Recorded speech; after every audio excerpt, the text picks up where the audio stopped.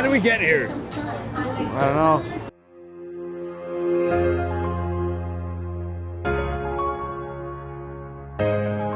So Intrepid is an aircraft carrier, obviously.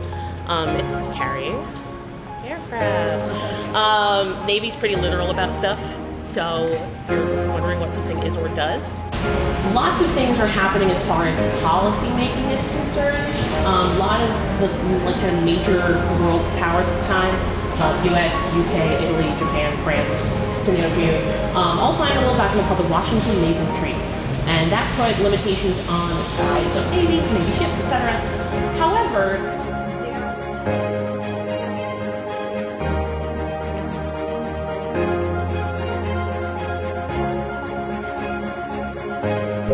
what's the longest you would wait? They're running late, you're in your chair. They're not running late, they're being late. I could wait 6 hours. It don't matter. So they came out. I'm so disappointed. No.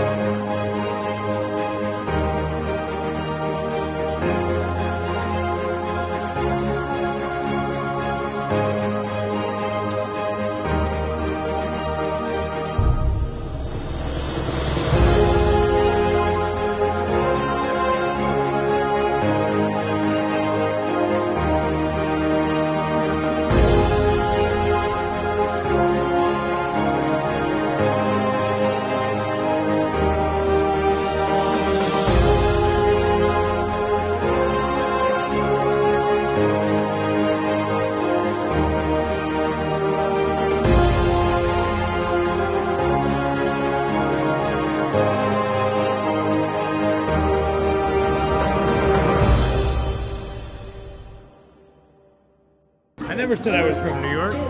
How did we get here? I don't know. I'm trying to show Cory a goddamn good time. New York City, you kidding me? Never been here. It was my obligation to drag his ass, his carcass down here with me and my crew. We're in Times Square right now. Cory, how do we feel? That's cool, man. Like, I've never seen something like this in all of my life. Look at the lights. Look at the lights. It's bonkers. Could you dream that being a gutter guy would bring you here? I was here as a kid, man. I've been here since I was a little kid. So it didn't bring you here. You're like, you live here. The smell of piss and dog shit has been part of my life, man. I mean, it's just, I grew up on it, and you level up on it. This is what you know. It's part of you. It's intrinsic to your core. It's genetic. So what do you think? What does it smell like here? Food trucks. Square, but it's just not the same as when it's pitch black out. So here we are. It's nighttime. Cory, what do you think, man? This is like intense wattage, lighting, craziness. It's cool. Like, I don't know if it's Vegas, if it's Minneapolis, what it is, but it's New York. It's definitely That's a little what you keep Vegas, telling but me. it is New York City at its best. Yeah. And if you've never seen Times Square, you don't know Times Square until you know it. We're gonna go look for Sesame Street characters. Weirdos. Are they here? Oh, we're gonna see zappers and like people looking like statues. Anything you can imagine, it's here. This is wild, man. Thank you. Let's go Thank get you so much. Bert This is and fun. Ernie. Let's go look for Bert and Ernie. Let's find Bert and Ernie.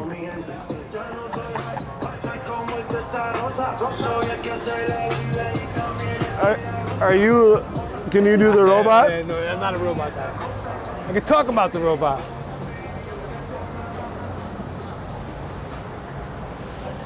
I'm glad we hung out for this. Yeah. Like, this is different. I told you at night, it's fucking different.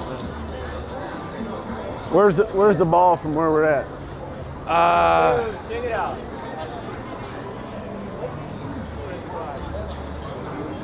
Right there.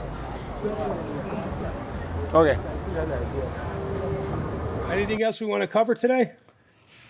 God, I want to really like hit back on the hiring a marketing company that's actually a good person. So I've had so much money stolen from me over the years. Everybody that dabbles does, right? It's part of the game. It's this turnover and hiring and firing, and it sucks, but it's, Jon, do things differently, man. Just keep these guys happy and do right by them and keep them forever. So Jon, you don't have to share if you don't want to, but like, what would you say an in-house marketing person would cost me to have on staff? So I'm in Connecticut. The cost of living is expensive here. I'm basically just outside of New York City. I would say 5 years ago, maybe it was around 60. It's more than that now. We were talking on the drive this morning. I was telling you my average ticket is $6,200, which is very good, right? Yeah, so if we say nationally for rain gutters, to say average ticket is probably more like $2,100. Sounds about right. All right, let's call it $2,500 just for a nice round number. Yeah. At $2,500, do you know your numbers? Can you dissect how much you're willing to spend to generate the lead and how many leads it takes to get one sale in order to get that $2,500. Right. I know the numbers inside and out. You would spend anywhere from $45 to $68 a lead for rain gutters. Now, then you turn to that operator and say, how proficient is your sales team? Does it take you 10 leads to get one sale, or does it take you 3 leads to get one sale? So if it's 3 leads to get one sale, and again, 3 leads cost you, let's say, $65 a lead. So 612, 180, 190, call it $200 to acquire one job in which you make $2,500. Right. I'll take that deal every day of the week. That's cheap money for that job. But $200 to get that job? It's about knowing your numbers, though, because that's what I'm saying. So I go back, and my controller still kind of laughs at me. I go back and grab my P&L from 10 years ago, and I compare it to today's percentages, just to see if we're spending in line with where we should be. And so, like, it's about knowing your numbers, but the numbers scale with you.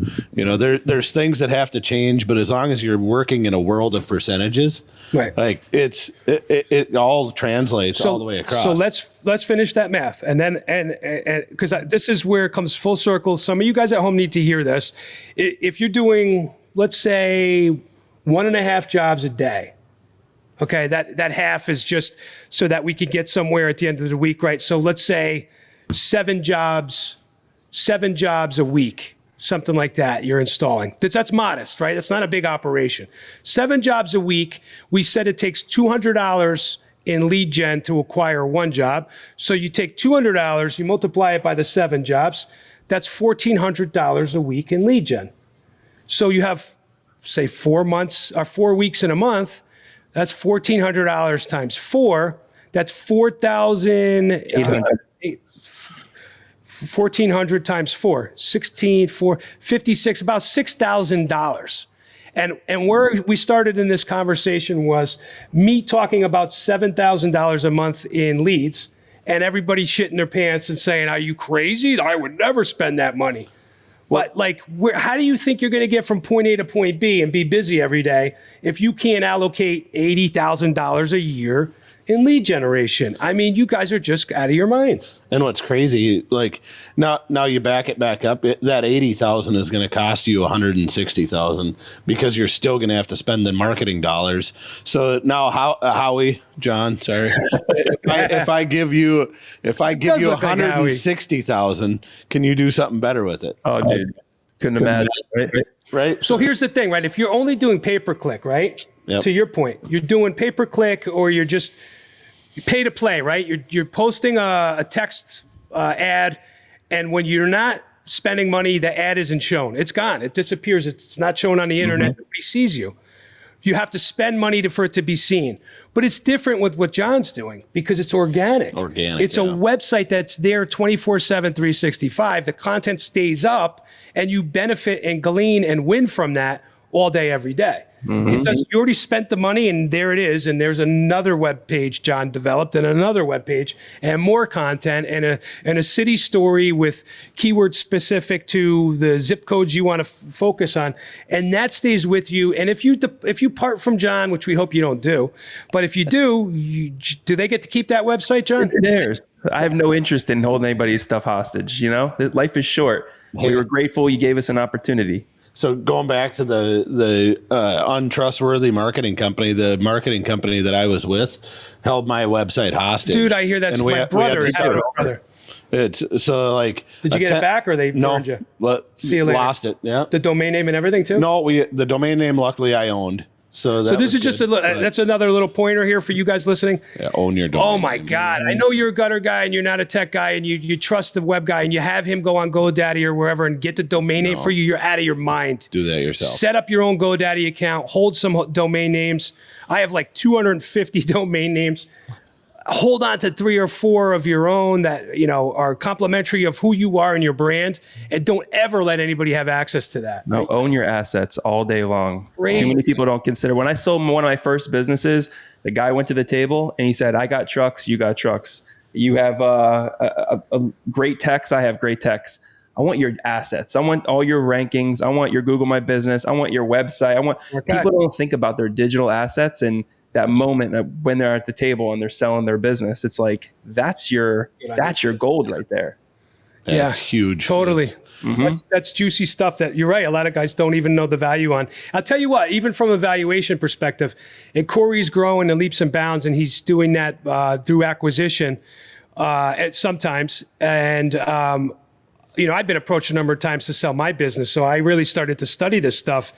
And that is stuff that we know is highly valuable and generates phone calls all day long.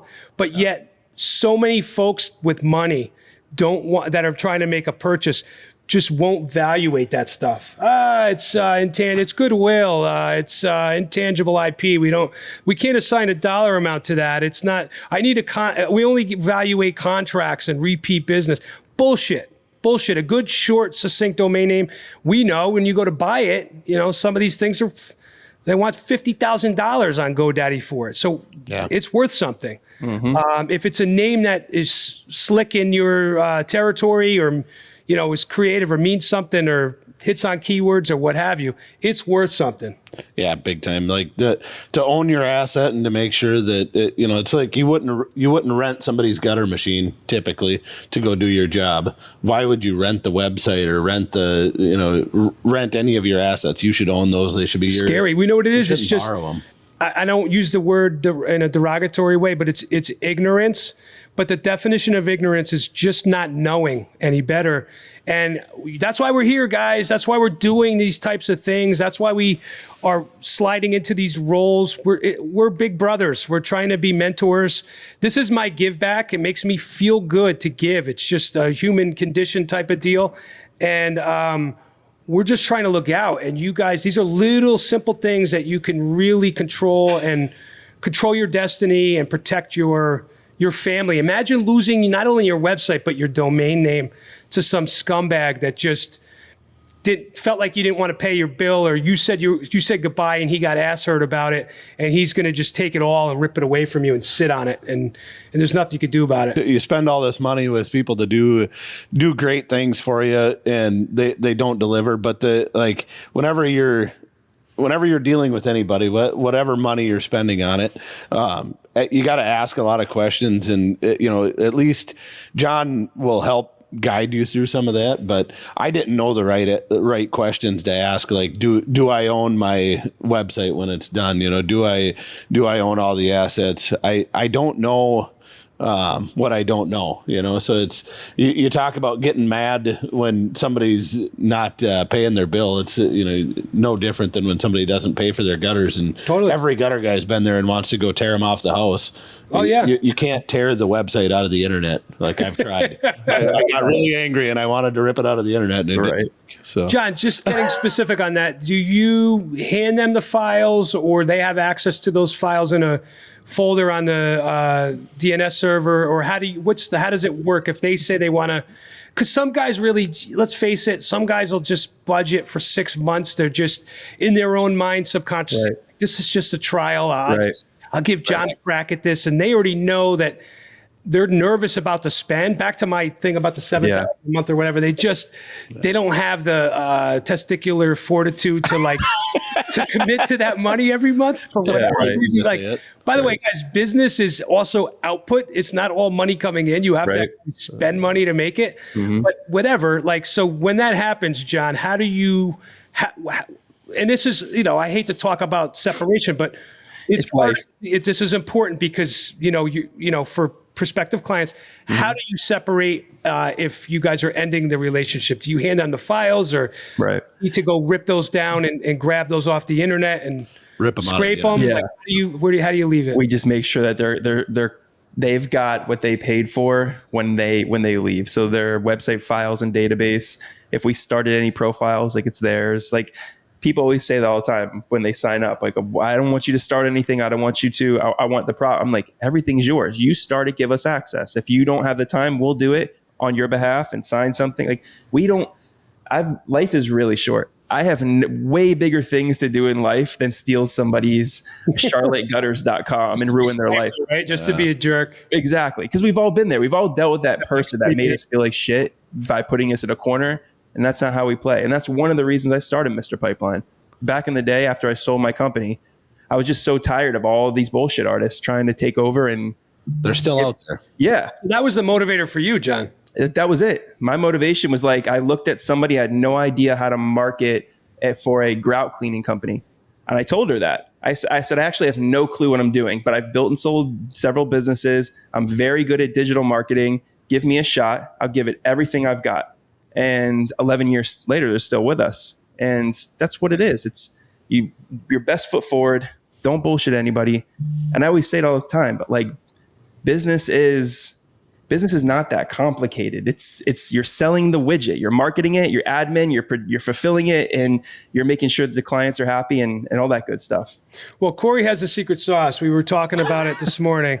I mean, he's figured out how to scale, and he obviously has those systems down. So one of my goals is to sort of squeeze that out of Cory and share it. It may cost you guys something, but Cory's systems, obviously, bar none, are working for him. So how do we let others benefit from that? And some of this maybe is just proprietary for you, Cory, and you don't want to build competitors per se, but it's a big taste box out there. Howie, give us a taste. I've told several people this. I'm an open book, so if anybody wants to ask anything about business, I'm always willing to share it. I don't believe it builds the competition that's bad. I think it builds competition that's good, right? So if I can teach you something and you open up next door to me, what that means is that your price is higher because you learned from me on it, and now we both get a better price. We both get to feed our families better. We the old saying, "A rising tide raises all ships," is so true in everything in business. And for whatever reason, the gutter industry is the last one to figure it out. Gutter guys hate each other for some reason, but true. That's weird, right? It's true. You know what it is? It's that scarcity model, right? That scarcity mentality. It's really, really dangerous. It's so unhealthy. It's just, and that's why they hate each other, because they're in this negative space, and it's they're so fearful you're stealing everything from them. Meanwhile, it couldn't be farther from the truth. No doubt. There's just so much business out there, and this guy will appeal to XYZ homeowner, and I won't, or I'll appeal. My personality or my staff's personality or demeanor will appeal to somebody that Cory can't appeal to. It's because I'm from the Midwest. We're naturally nicer. You asshole. We are dicks out here, I have to say, but it's New York. What can I say? It's cutthroat, man. And go back to that abundance mindset real quick. Sorry, Cory, I just want to throw this in here before I forget. You guys would spend that $7,000 a day in marketing. It's an abundance mindset, because you're going to get that back tenfold. Well, hold on. So if he's doing 10 million, what are you spending in a month? It's got to be more like 20,000. It's a lot. So we just did our budget for marketing for next year. We'll spend 1.5 million for the year. So it's across all marketing channels. Yeah. So it's a lot of like money. we spend a lot on marketing, but like I go back to everybody's like, oh my God, that's 15%. insane. I mean, so I've been preaching forever. But I'm Anybody that growing. listens to me, 10% is the number I say, which is 10%. very robust. Yeah. If Cory's running at 15, is that like, are you dialed up for growth? Like, is that the game? I won't do 10 million next year. I'll do more. So that's growth mode. That's we're pushing in growth. So like that. Like I'm not a financeable business on certain avenues because, I look at what I want to do next year and that's what I'm going to spend. So like my historical numbers don't support what I'm doing. Right. So I'm always driving forward. But, I go back to everybody thinks that it's insane what I spend on marketing, on sales, on whatever it is, it still is the exact same percentage as it was 13 years ago when I got into this. Just scaled up. Like it's just a bigger number. The percentage is identical. That's what's crazy to me because I can re-engineer everything in my business based on a percentage. Are your systems tracking conversion rates and what the best spends are for you? Yeah, we're looking at all that. We're digging into it a little more. Like I want to get super finite in what we're spending, and that's so. I want to go back a second. You guys were talking a little bit about math, and you're like, "Where's my cell phone? I need to do the numbers on it." Like. I don't want to be the one that knows how to get those numbers. I want to open up a screen that shows me what those KPIs conversion rates there, are. Right? And like I'm after that for software. That's what you guys are creating is because I'm not that intelligent. I just get out my cell phone, do the math, and how incredible is it that I can pull up software that has it on a dashboard that's right there. John can give it to you. You can give it to us. When you're CEO, right? You're running at 30,000 feet. You don't want to have to take the time. Time is money, right? If George is sitting with me here, he knows, he sees me stretched, overscheduled, overbooked. I'm in 100 different directions at once. I can't take the time to log into a website and dig 10 pages in and look. I want everything served up to me readily so that at 30,000 feet at a glance, I know the KPIs. I know exactly what the pulse is on my business. How are we trending? I want to see scales and line graphs that are telling me, you're approaching critical mass. You better turn this knob and dial this back, or start shoveling more money into the fire on this, and this. I mean, that is, if we had our access to that with all of our various marketing channels and outlets plugged into it, that is solid gold. That's what John gives you, though. That's the reason you hire somebody. That's like right, him. John. What analytics are plugged in right now on that? I mean, you name it. You name it, from the click-through rate to the conversion rate to the time on site to the bounce rate. I mean, you name it. Every single analytic, every single metric, we're plugged into. Some are more important than others, but I think what it all comes down to is the common theme from every heavy hitter I've ever talked to. I've been coaching behind the scenes for like 5 years. I've coached people who are doing 200,000, people who are doing 50 million plus, right? Some of those people I can't grip onto because they're just absolutely on a different planet. The guy's heading to 9 figures. And there's a common theme. They give some of these tasks that are absolutely necessary in business. They hand it off to somebody that can do it at a very high level and get to the next project, right? Anybody who's killing it is not sitting on WordPress all day and uploading blogs. They're letting a team do it at a high level, right? They're not doing all their invoicing, right? They're having a team and a software. They're having all that stuff just banged out so they can get to the money. Yep, focused on efficiencies, and they're chasing the big deals. They're not the day-to-day systems running. Lever pullers, yeah. Goes back to the spreadsheet days for me. Like if I can't get what I want in the bottom right corner, the spreadsheet was built wrong. Like I scroll all the way down, all the way over. There's my answer, and I shut the spreadsheet. That was my dashboard 10 years ago. Now it's really pretty, and you guys are adding a lot of color to it. So good job. Nice. Well, that being said, I think we should wrap. We're going to take this guy and feed him. He's under-rested. I don't think he had breakfast. He's a mess right now. I hang up like a vampire when I sleep. Well, we got the rafters up here.